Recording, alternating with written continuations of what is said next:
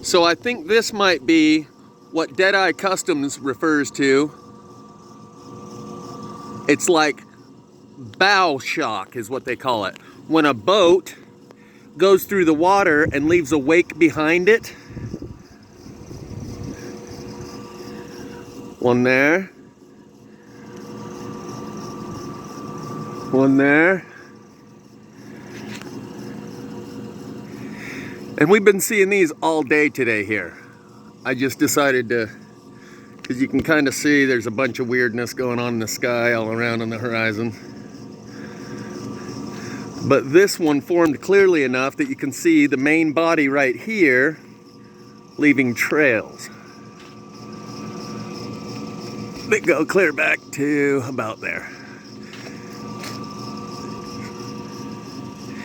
And these may be giant asteroids, planetoids, call them whatever you want. An inbound solar system like the Dead Star, Nibiru, Planet X, that carries with it a dead sun with a bunch of planets that surround it and a bunch of moons that surround those planets, along with asteroid belts, like our own planet has an asteroid belt around it. And so there's other forces. There's like the 5 main forces and other ones. One, I've heard, is a repelling force that's stronger than gravity that keeps us from colliding, but brings them into our atmosphere enough that they cause a wake as they slide along and rub up against us. And apparently William Shatner, I'll show you here in just a second, William Shatner kind of let the cat out of the bag in an interview on the Today Show, where he referenced the coming cataclysm, not as a theory or a hypothesis, but like the current state of affairs that are known about, not a theory.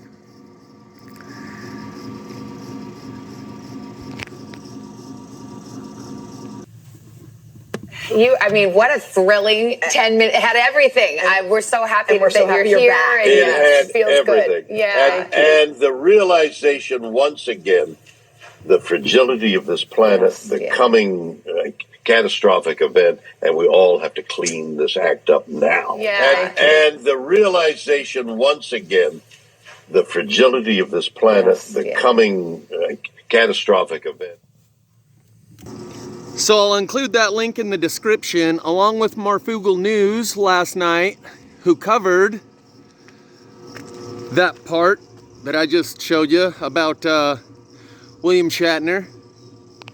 So this trail is beginning to dissipate, but it should be obvious to anyone who's awake and aware and alive that this is the main body of whatever it is, and these trails are coming off of it, but they don't see. Anyway, Marfugal News last night covered the William Shatner thing and how Prince William said something about how these rich and elite should be figuring out how we're going to survive on this planet, not trying to find their next place to live. And Marfugal says it seems like some of these elite, from Prince William to William Shatner, have been in on a conversation where they've been made aware of the state of affairs, and that's why they're all suddenly, within the last day or two, speaking of it like it's a matter of fact and not theory. So they also spoke of the idea that there's big inbound asteroids. They call them giant asteroids. They don't want to tell you there's planets or a dead sun with a bunch of planets. They say, on Marfugal, they're talking about all these asteroid deflection missions that have been launched by SpaceX and others. And it gives an understanding of why we might be seeing a soft disclosure like what we are, that makes the understanding available to those who are willing and able to seek the truth and handle it. By putting this information out in certain echo chambers and leaving gaps within the storyline and the plot for the individual to fill in for themselves and draw conclusions using logical deductive reasoning. Those gaps also leave an opportunity for people who want to look the other way and whistle past the graveyard to fill it in with whatever denial comforts them. In this same way of putting it out there for those with eyes to see and ears to hear, and leaving wiggle room for those who don't want to face the truth, it gets the truth out there to those who are able to handle it. Imagine yourself in a scenario where you see this incoming planetary body, and you know that you might be able to deflect some of them and maybe not. How do you put the information out there to those who can handle the truth and not put the information out there to those who can't handle the truth? And this is how they do it. And by doing it this way, they prolong the calm before the storm by letting those who can handle the truth see it and know it and talk about it and be as up to speed on these things as we are. And in that same method of echo chambers online, and they've been able to, they can put out opportunities and instructions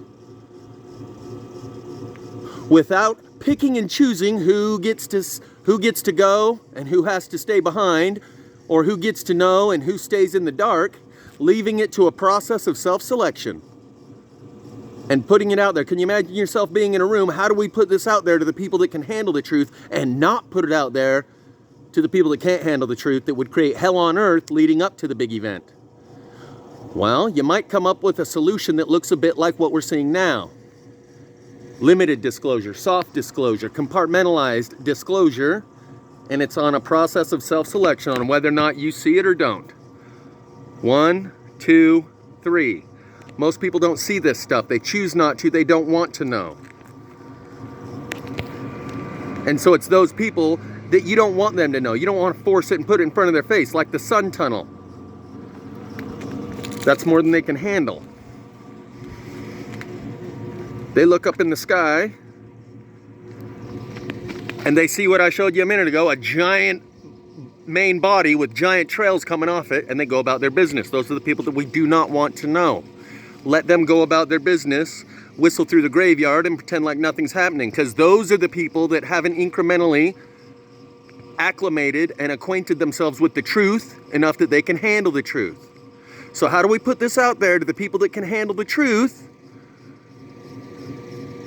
exactly the way you're seeing? And by that same means and that same process of compartmentalized information, it's not just amongst the elite, it's amongst the self-selecting people that want to face the truth.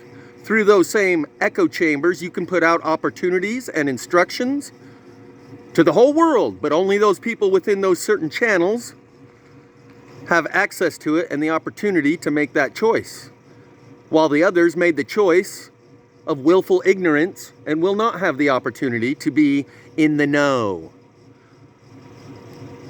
or the opportunity to go with. I said before I went to Missouri, people will self-selectingly choose and declare themselves unworthy of God's presence. And this is how they do it. By keeping their eyes fixed on the lies, engaged in willful ignorance, cognitive dissonance, denial. Those are the people that you don't want knowing about the truth, because they would cause hell on earth. But the people who can handle the truth are the same kind of people that you might want coming with, because they've developed their character in such ways that it makes for a better society than a bunch of liars who enjoy the lie, who reinforce one another's lies and pretend to believe one another's lies. Those are the kind of people you want to stay behind.